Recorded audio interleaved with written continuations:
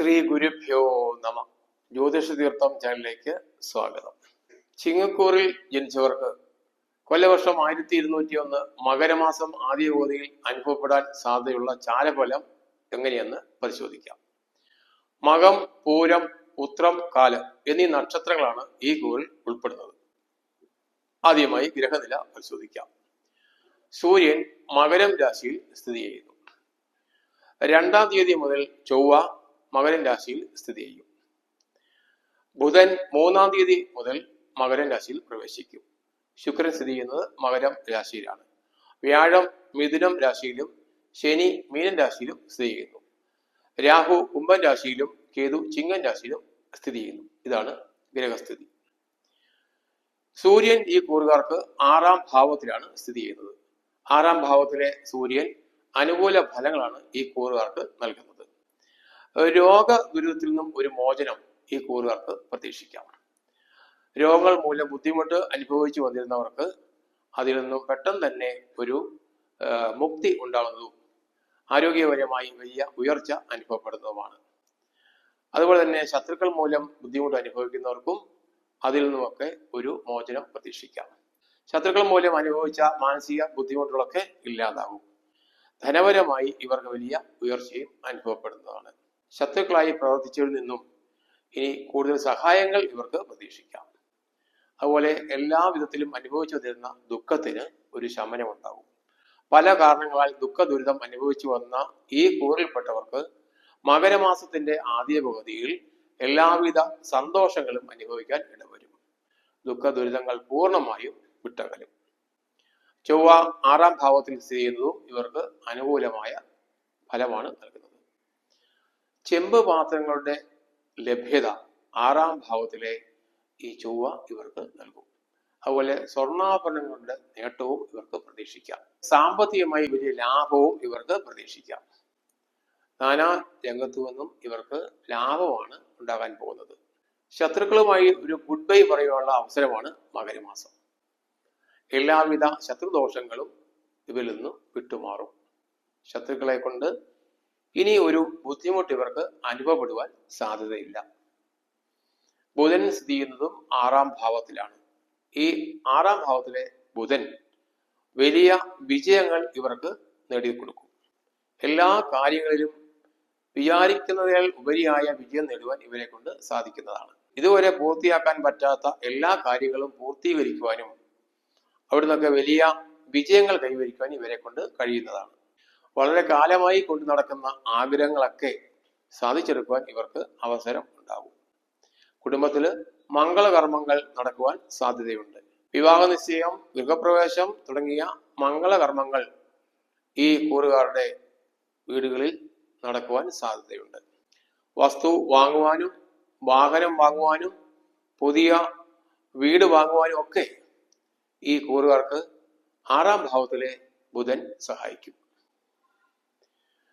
11-ാം ഭാവത്തിൽ സ്ഥിതി ചെയ്യുന്ന വ്യാഴവും വളരെ അനുകൂലമാണ് ഈ കൂറുകാർക്ക്. അഭീഷ്ട കാര്യസിദ്ധിയാണ് 11-ാം ഭാവത്തിലെ വ്യാഴം നൽകുന്ന ചാരഫലം. 11-ാം ഭാവം ലാഭസ്ഥാനമാണ്. സാമ്പത്തികമായ ലാഭം മാത്രമല്ല, ജീവിതത്തിലെ പലവിധ ലാഭങ്ങൾ ഈ വ്യാഴം ഇവർക്ക് നേടിക്കൊടുക്കും.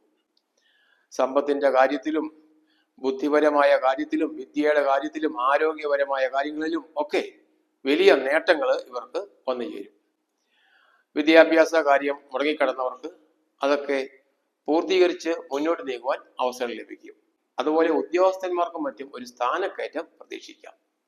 ഇപ്പോൾ ഉള്ളതിനേക്കാൾ ഉയർന്ന നിലയിലേക്ക് ഇവരുടെ സ്ഥാനം മാറുന്നതാണ്.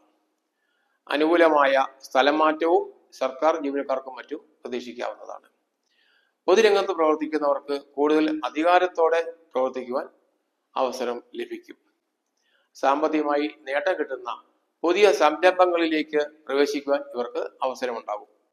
ഇപ്പോൾ ചെയ്തുകൊണ്ടിരിക്കുന്ന ജോലിയിൽ നിന്നും കൂടുതൽ സാമ്പത്തിക നേട്ടം പ്രതീക്ഷിക്കാം. ഉദ്യോഗസ്ഥന്മാർക്കും വ്യവസായികൾക്കും കൃഷിക്കാർക്കും കച്ചവടക്കാർക്കും ഒക്കെ കൂടുതലായി അവരുടെ കർമ്മരംഗത്തു നിന്നും ലാഭം വന്നു ചേരും. പൊതുവെ എല്ലാം കൊണ്ടും 11-ാം ഭാവത്തിലെ വ്യാഴം അനുകൂലമായ ഫലങ്ങൾ ഇവർക്ക് നൽകും. ശുക്രൻ സ്ഥിതി ചെയ്യുന്നത് 6-ാം ഭാവത്തിലാണ്. 6-ാം ഭാവത്തിലെ ശുക്രൻ അനുകൂല ഫലമല്ല ഇവർക്ക് നൽകുന്നത്. രോഗങ്ങളെ കൊണ്ടും ശത്രുക്കളെ കൊണ്ടും ഒക്കെ ചെറിയ ഭയം വന്നു ചേരുവാൻ സാധ്യതയുണ്ട്. അതുപോലെ 8ാം ഭാവത്തിൽ ചെയ്യുന്ന ശനിയും ഇവർക്ക് അനുകൂലമല്ല. അഷ്ടമ ശനി പൊതുവെ കഷ്ടമാണ് എന്ന് നമുക്ക് അറിയാവുന്നതാണ്. പലവിധ ക്ലേശ ദുരിതങ്ങളൊക്കെ അഷ്ടമത്തിലെ ശനി ഇവർക്ക് വരുത്തി വയ്ക്കാൻ സാധ്യതയുണ്ട്. കുടുംബ കാര്യങ്ങളിൽ തീരുമാനങ്ങൾ എടുക്കുമ്പോൾ വളരെ ചിന്തിച്ചതിന് ശേഷമേ തീരുമാനത്തിൽ എത്താവൂ. എന്നാൽ വിദേശ സഞ്ചാരത്തിന് അനുകൂല സമയമാണ്. വിദേശത്ത് പോകുവാൻ ആഗ്രഹിക്കുന്നവർക്ക് ആഗ്രഹം സാധിക്കും. രാഹു സ്ഥിതി ചെയ്യുന്നത് 7ാം ഭാവത്തിലാണ്. 7ാം ഭാവം ദാമ്പത്യ ഭാവം ആണ്. അപ്പൊ ദാമ്പത്യ രംഗത്ത് എന്തെങ്കിലും പ്രശ്നങ്ങളൊക്കെ ഉണ്ടാകാൻ സാധ്യതയുള്ളതുകൊണ്ട് കുടുംബത്തിൽ ദമ്പതിമാർ തമ്മിൽ പരസ്പരം ഇടപെടുന്നത് വളരെ ശ്രദ്ധയോടുകൂടി വേണം. അന്യ സ്ത്രീകളുമായി സഹവാസത്തിന് സാധ്യത കാണുന്നതിനാൽ ഇത്തരം സാഹചര്യങ്ങളെ വളരെ ജാഗ്രതയോടെ അഭിമുഖീകരിക്കുന്നത് നല്ലതായിരിക്കും. ദൂരദേശ ഗമനത്തിന് ഈ രാഹുവും അനുകൂലമാണ്. ലഗ്നഭാവത്തിൽ സ്ഥിതി ചെയ്യുന്ന കേതു അനുകൂലമല്ല. ചില കാര്യങ്ങൾക്കൊക്കെ തടസ്സം ഉണ്ടാകുവാൻ സാധ്യതയുണ്ട്. ശരീരത്ത് മുറിവ്, ചതവ് തുടങ്ങിയ പരിക്കുകളൊക്കെ ഏൽക്കാതെ പ്രത്യേകം ശ്രദ്ധിക്കണം. ദുർഗാദേവിക്ക് ഭാഗ്യസൂക്ത പുഷ്പാഞ്ജലി കഴിക്കുന്നതിലൂടെ ശുക്രൻ തരുന്ന ദോഷഫലങ്ങൾ ഇല്ലാതാകും. ഹനുമാൻ സ്വാമിക്ക് വെറ്റിലമാല സമർപ്പിച്ച് പ്രാർത്ഥിക്കുന്നത് ശനി ദോഷം മൂലമുള്ള ദോഷഫലങ്ങളൊക്കെ കുറയ്ക്കുവാൻ സാധിക്കും. നാഗ ദൈവങ്ങൾക്ക് പ്രീതികരമായ വഴിപാടുകൾ കഴിക്കുന്നതും ഗണപതിക്ക് കറുകമാല ചാർത്തി പ്രാർത്ഥിക്കുന്നതും രാഹുകേതുക്കളെ കൊണ്ടുള്ള ദോഷങ്ങൾ ഇല്ലാതാക്കുവാൻ ഉപകരിക്കും. ഇത് ചാരഫലം മാത്രമാണ്. 2 നക്ഷത്രക്കാരുടെ പൊതുഫലമാണ് ചാരഫലം. ജനന സമയത്തെ ഗ്രഹങ്ങളുടെ സ്ഥിതി അനുസരിച്ചായിരിക്കും ചാരഫലം അനുഭവിക്കുക.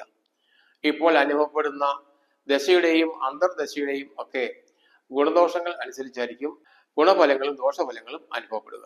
ജാതകവശാൽ ഇപ്പോൾ എന്തെങ്കിലും ദോഷങ്ങൾ അനുഭവപ്പെടുന്നെങ്കിൽ അത് പരിഹരിച്ചാൽ ഗുണഫലങ്ങൾ കൂടുതലായി അനുഭവിക്കുന്നതിനും ദോഷഫലങ്ങൾ കാര്യമായി അനുഭവപ്പെടാതിരിക്കുന്നതിനും സഹായിക്കും. ഈ കൂറിൽ ജനിച്ചവർക്കെല്ലാം കൂടുതൽ ശുഭഫലങ്ങൾ അനുഭവിക്കാൻ ഇടയാകട്ടെ എന്ന് ആശംസിക്കുന്നു. ഈ വീഡിയോ ഇഷ്ടപ്പെട്ടെങ്കിൽ സബ്സ്ക്രൈബ് ചെയ്യുക, ലൈക്ക് ചെയ്യുക, ഷെയർ ചെയ്യുക. ഓൺലൈൻ കൺസൾട്ടേഷനായി എൻ്റെ വാട്സാപ്പ് നമ്പറുമായി ബന്ധപ്പെടുക.